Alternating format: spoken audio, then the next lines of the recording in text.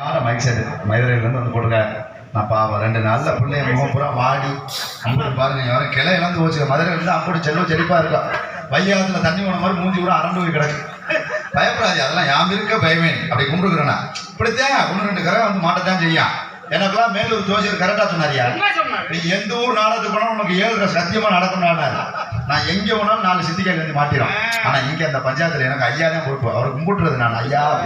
அருமையான பாருங்க, எப்படி பாருங்க இந்த கொட்டாய் உழுதுச்சு அப்படின்னு தம்பி 2 பேர் ஐயா சொன்னோம்னா ஏறி அழகாக அந்த படுதா போட்டுதான் கொட்டைக்கானே கட்டி அந்த பக்கம் உள்ள கிளீன் பண்ணி விட்டு அவர் வந்து லைட்டை போட்டு தம்பி எங்கள் ஆளை போயிட்டு ஒரு ஒளியன் ஒளி பாசமான ஆடியோஸ் மதுரை புதூர் கண்டெடுத்த ஆர்வி ஜெயம் ஆடியோஸ். ஆர்வி ஜெயம் ஆர்வி ஜெயம் ஆர்வி ஜெயம் பொண்ணை பார்த்தேன்.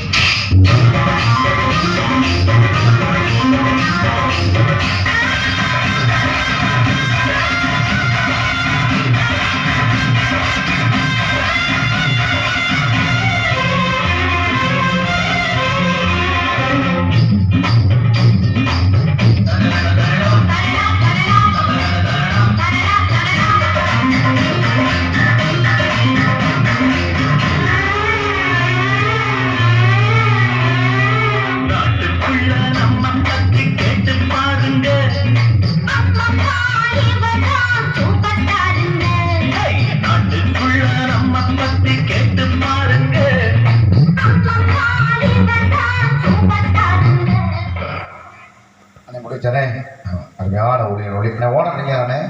நீங்கண்ணா உங்கள் பேருண்ணே? ஜெயபாண்டி. ஜெயபாண்டி புதூர்லண்ணா.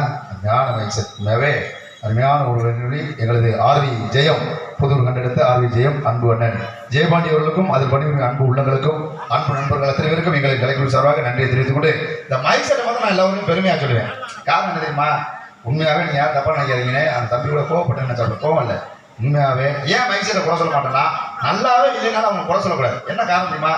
3 நாளாக கடந்து நாயா அல்லது அவங்க ஏறி கீறி கட் பண்ணி செட் பண்ணியிருப்பாங்க. ஆனால் நம்மளால ஈஸியாக அவுட் பண்ணிட்டு வரையா பார்த்தீங்களா?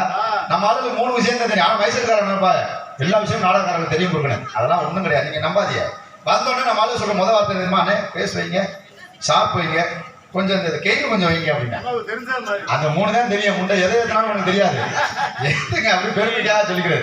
அதோட நிற்க மாட்டேன். அந்த மைக் செட்டை விட எங்கள் அண்ணன் ஜெயவாணி என் முகத்தை பாருங்களேன், சிரிச்சுக்கிட்டே சிரிச்ச மாமா. அதுதான் ஐயா என்னை பார்த்தாரு கோச்சுராம அடுத்த வருஷமும் நாடகம் நடத்தல இல்லையா எங்கள் அண்ணன் ஜெயவாணிட்டே மைக் செட்டை கொடுங்க. ஆனால் இப்படி முகங்கள் தான் இருக்கலாம். இதில் ஒரு சில முகம் கரூர் பக்கம் நீ அடிக்கடி பார்க்கலாம். முறைச்சிட்டு இருக்க மாட்டேன். மூஞ்சியை பார்த்து தேவை அண்ணன் ஏற்றுக்கணும். வாயில கணேஷ் கோயில் வர அமைக்கிருக்காங்க. ஆமா உதவி நீங்க இருக்கும் மூக்குப்படி வர ஓரத்தில் திணிப்பாங்க. வாயா கக்கூசான்னு தெரியாது. இதுல இன்னொரு விஷயம், அங்கே ஒருத்தருக்கு அப்புறம் பேர் ராசா, மைசர் பேர் முருகன் ஆடியோஸ். அவர் நல்ல மனுஷன், ஆனால் கூட இல்லாத ஆளு, அன்னை மாதிரி நல்ல ஒரு மனிதர். ஆனா அவர் யாரும் நம்ப மாட்டாரு. அவர் மச்சினை ஒரு ஆள் இருக்க ஆனந்த் அவனை தான் நம்புவாரு. ஆனா அவன்கிட்ட ஒரு கட்ட வழக்கம் ஒரு ரொம்ப நாளா தெரியல. இவர் பாட்டு போட சொல்ற நேரத்தில் வெளியில ஒரு 3 ஓட்டரை போட்டு உட்காந்துருக்கேன். அது தெரியாமலே இருந்திருக்கு. அன்னைக்கு பார்த்து கரண்ட் பவரே பத்தல. இங்க மாப்பிள்ள ஆனந்து போயிட்டு கொக்கியை போட்டு வாடா அப்படின்னு சொல்லிருக்காரு. வோல்டேஜ் கம்மியா இருந்தா கொக்கி போடுவாங்க அந்த போஸ்ட் மாட்டல. அது அவங்களோட பழக்கம், அதை போட சொல்லி கொடுத்துருக்காரு. இவன் போட்டிருந்த போதையில போய் நல்லா நின்றுக்கிட்டு தூக்கி வீசிட்டான். வீசினா கப்புன்னு பிடிச்சிக்கிட்டு பிடிச்சிக்கிட்டா இங்க வந்து அவர் திரும்பி பாக்குறாரு, ஏத்தி பாக்குறாரு, ஒண்ணும் இல்ல, அப்படியே விளக்க அமர்ந்து விட மாதிரி. அவருக்கு டென்ஷன் ஆகி போச்சு. டேய் என்னடா கொக்கியா போட்டியா போய் பார்த்து வாடா அப்படின்னு. மறுபடியும் போயிருக்கேன், இழுத்து பார்த்துருக்கேன். மாமா கொக்கி சரியா இருக்கு மாமா, ஒழுங்கா பண்ணுங்க அப்படின்னா மறுபடியும் ஏத்துறது, இறக்குறது, மறுபடியும் திருகுறது, ஆட்டுறது, ஒன்னும் முடியல. கடைசியா இவர் சனியை முடிச்சோட உட்கார நான் போய் பார்த்துருக்கேன், அவரு போயிருக்காரு. அங்க போய் பார்த்தாதான் மேட்டரே தெரிஞ்சிருக்கு. போட்டிருந்த 3 ஓட்டுல கொக்கியில போட சொல்லுங்க, இவனை கொடிக்கயிறு கட்டி வச்சிருந்திருக்கேன், அதுல தூக்கி போட்டுருங்க. பவர் இல்லாம போட்டு ஏத்துனா எப்படி ஏறும்? காரணம் என்ன தெரியுமா? அப்படி ஆளுகள்லாம் வேலைக்கு வைக்காம அருமையான இளைஞர் கொடையா வச்சு பாருங்க. வந்த உடனே செட் பண்ணி அருமையான ஊழியர் ஒளி எனது ஆரிய செய்யும் அன்பு அவர்களுக்கும் எங்களை கலைஞர் சொல்றாங்க. நன்றி தெரிவித்து சாப்பாடு ஏற்பாடு